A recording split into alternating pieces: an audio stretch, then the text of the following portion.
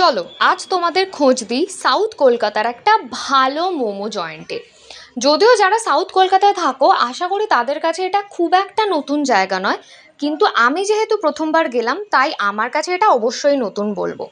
তো অ্যাম্বিয়েন্সটা দেখে বুঝতেই পারছো বেশ ছিমছাম গোছানো একটা জায়গা, একটু চাইনিজ ঘেঁষা রয়েছে, কারণ এদের স্পেশালিটিটাই হলো কিন্তু চাইনিজ বা ওরিয়েন্টাল খাবার দাবার বলতে পারো।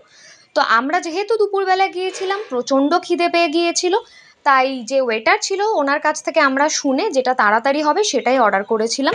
তো আমরা প্রথমে নিয়ে নিয়েছিলাম এই প্যান ফ্রাইড চিকেন মোমোটা, যেটার গ্রেভি দারুণ সুন্দর আর বেশ বড় বড় ডিসেন্ট সাইজের মোমোগুলো ছিল। আমি কিন্তু দারুণ এনজয় করে খেয়েছি, ভীষণ ভালো স্টাফিং, আর প্রাইস অনুযায়ী কিন্তু যথেষ্ট ভালো ছিল। তোমরা যদি জায়গাটা ভিজিট করো যে কোনো ধরনের মোমো অবশ্যই কিন্তু ট্রাই করো, আর আমাকে অবশ্যই কমেন্টে জানিও যদি তোমরা আগে এখানে খেয়ে থাকো। আর জায়গাটার নাম কিন্তু আমি অবশ্যই লাস্টে বলবো, ফলে ভিডিওটা দেখতে থাকো একদম শেষ অবধি। এরপর আমার বন্ধু নিয়ে নিয়েছিল একটা পর্কের আইটেম, পর্ক গ্রেভি নুডলস এরকম কিছু বলতে পারো। তো আমিও প্রথমবার ওর থেকে নিয়ে একটু পর্ক ট্রাই করলাম। আমি সবসময় সাজেস্ট করব পর্ক কিন্তু ভালো জায়গা থেকে খাবে, কারণ আমি এর আগেও এক জায়গা থেকে পর্ক খেয়েছিলাম, কিন্তু সেখান থেকে আমার অতটা ভালো লাগেনি। আর যেহেতু আমার এর আগে কখনো পর্ক খাওয়া ছিল না, ফলে প্রথমবারের এক্সপিরিয়েন্স খুব ভালো না হওয়াতে আমি একটু স্কেপটিক্যাল ছিলাম যে কীরকম খেতে হবে।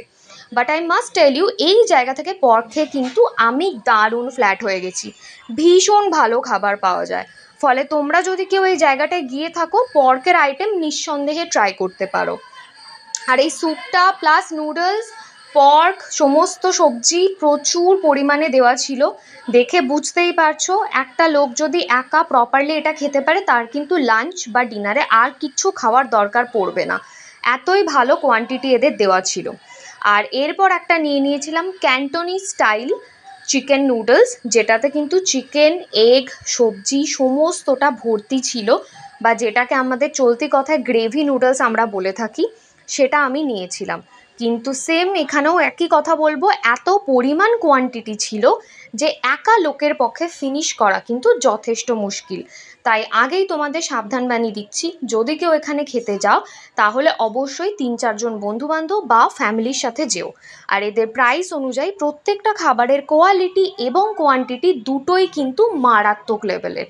যে কোনো পুরনো চাইনিজ বা অথেন্টিক চাইনিজ যারা রেস্টুরেন্ট খোলে তাদের কিন্তু এরকমই হয়, অন্তত আমার এক্সপিরিয়েন্সে সেরকম কথাই বলে।